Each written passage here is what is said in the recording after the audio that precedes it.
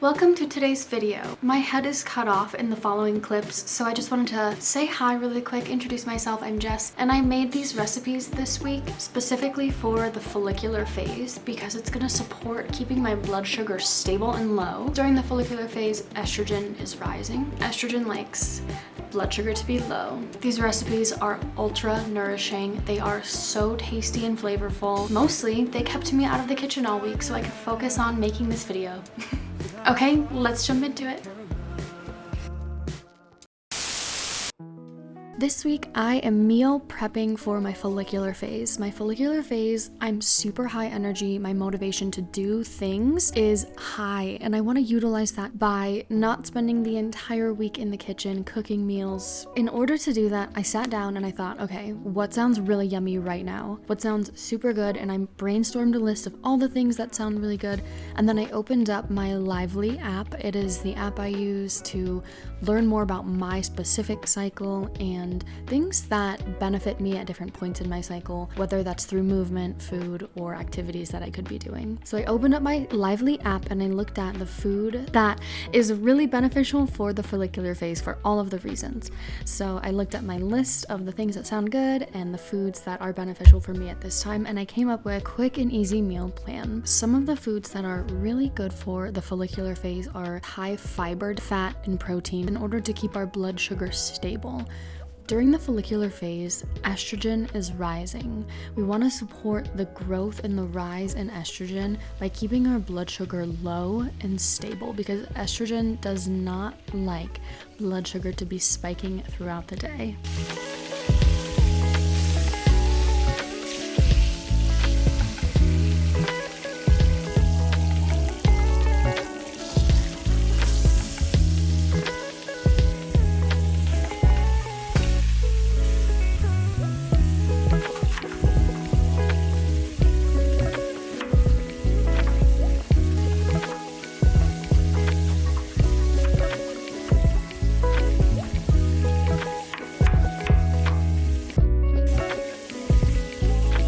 The first recipe I'm making in today's video is going to be a roast because they are classic. They are so delicious and they're very simple. So if you're a beginner in the kitchen, start here. Start with a roast, get yourself an Instant Pot, get yourself a slow cooker. But if you don't have access to those, you can absolutely still make this. You'll just make it in the oven. I started by dicing up all these vegetables and getting them sauteed in the bottom of the pan that I actually seared the roast in first. That's what I started with. And then after I put the roast back in, I wanted to add some zingy, delicious flavors. I didn't want it to be basic, and I didn't have your basic beef broth and Worcestershire sauce.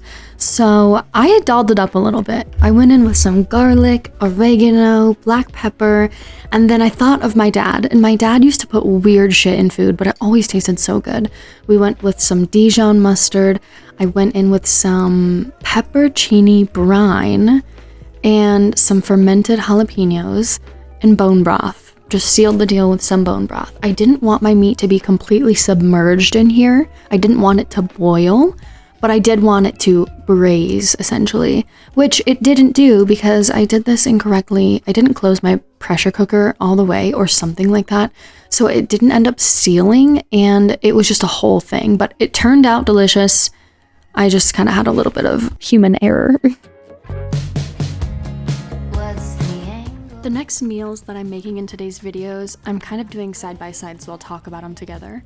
When I'm in the kitchen, if I can, I like to prep everything in batches. So all the vegetables I like to get out of the way, chop them all up and get them organized into different bowls or whatever I need to do. In one bowl, I have some shallots and a little bit of red onion and ginger, and that's gonna be for my beef. I'm doing a ground beef mixture with some different aromatics, some different special flavors, and it's really simple, and that'll be so delicious to have throughout this next week.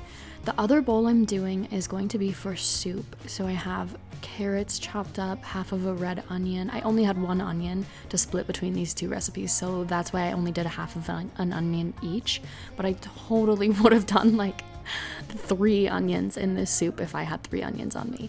I got everything chopped up and cut up. We've got chard and kale in that soup recipe, and I got it all frying up. So I have my aromatics toasting for my beef, and then I added in a pack of ground beef and 1 pack of ground turkey. I would do whatever ground meat I had at the time. If I had ground chicken, if I had bison, if I had pork, that's what I would do. And I wish I would have had more meat for this recipe because it was just so good. I seasoned it with some garlic, tarragon, ginger, I think that's basil, and chili flakes. And then I went in with soy sauce and some balsamic vinegar. Yes, I'm cooking vinegar. It's okay. We're going to survive. And then the soup was kind of weird, okay? It was going to be delicious, and then I got weird with it, and it was kind of going out on a limb, and I'm glad I did because I won't do it again. But I basically wanted to make a more vegan style soup because I really wanted to make sure I was incorporating the antioxidant properties from plants, from spices and herbs and vegetables, but I added nutritional yeast and coconut milk to the soup, and that made it weird. Don't do that. I wouldn't do that. Unless you like that, then you should do that. This meal prepping that I did on this night was a little chaotic, but was it so worth it to wake up the next day and not have to spend an hour in the kitchen cooking meals throughout the day? Yes, it was incredibly worth it. Actually, this entire week. I'm actually making this video a week and a half later, still having over half of these recipes left, and I've just eaten the best foods and gotten to spend so much time working this week. So I absolutely recommend planning for your different phases to prepare yourself in what you're gonna need from yourself that week. Are you gonna need extra time? Are you gonna need food prepped and ready so that you don't have to be in the kitchen because maybe you can't be in the kitchen?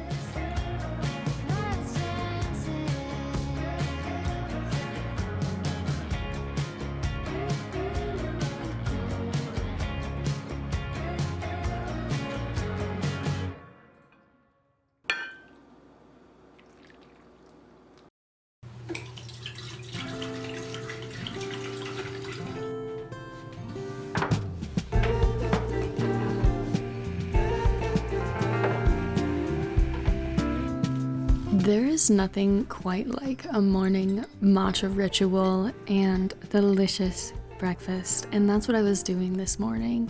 I have been messing with matcha latte recipes for the past 2 years, and it's been nothing but fun. I have not pushed myself once to try to make something new, figure out something new. I've just been guided into, ooh, I wonder what this would taste like. I wonder what that flavor would be like. And right now I'm working on a Hawaiian matcha, so I do a little bit of Hawaiian spirulina and I deepen the nutritional benefits by adding a dropper of liquid chlorophyll. Yes, my poop has been green and it's been awesome. This recipe is so delicious, and like I say with all my matcha recipes, it is the best matcha latte I've ever had in my life. I paired it with a plate of bone broth brown rice and that aromatic beef I made the night before, and it was just such a yummy breakfast. I was full, I was satisfied, and it carried me throughout the day. Something that I have been breaking my fast with, besides probiotics and some supplements like CoQ10, which I don't take all the time, just sometimes. Plants, raw plants. I've got some microgreens here, some broccoli sprouts, and also radish. I know radish is very disgusting by itself if you're not regularly eating it, but it's incredibly beneficial for your liver. So that was bad, and it juiced, squirted into my mouth. Anything bitter foods is just going to be a powerhouse to cleaning out your liver, supporting your liver, healing your liver. Any way that I can, I like to work on healing it, giving it some extra love and attention. Thank you so much for watching today's video. Let me know in the comments what you liked, what you didn't like, and I'll see you next time. Bye!